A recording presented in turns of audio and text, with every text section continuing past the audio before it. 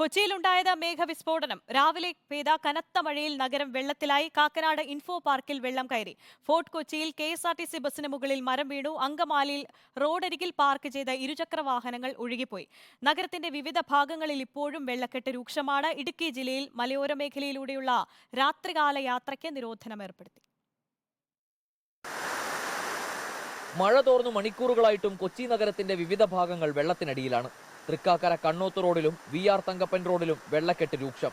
Vazhakkala Chembumukku east റോഡിൽ വീടുകളിൽ വെള്ളം കയറി. 10 മണിയായപ്പോഴേക്ക് നല്ലപോലെ കയറിയിട്ടുണ്ടായിരുന്നു. ഇപ്പൊ ഇച്ചിരി കുറഞ്ഞേക്കുവാ.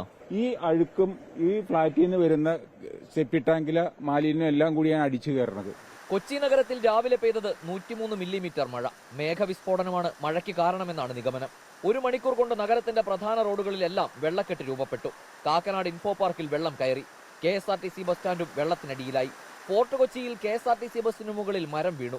അങ്കമാലിയിൽ റോഡരികിൽ പാർക്ക് ചെയ്ത ഇരുചക്ര വാഹനങ്ങൾ ഒഴുകിപ്പോയി. വാഴക്കാല മാർക്കറ്റ് വെള്ളത്തിനടിയിലായി. മീൻ, മാംസം, പച്ചക്കറികൾ എന്നിവ വെള്ളക്കെട്ടിൽ നശിച്ചു.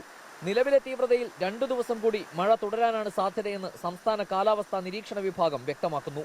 Reporter Ali Akbar Shah, in reporter, Kochi.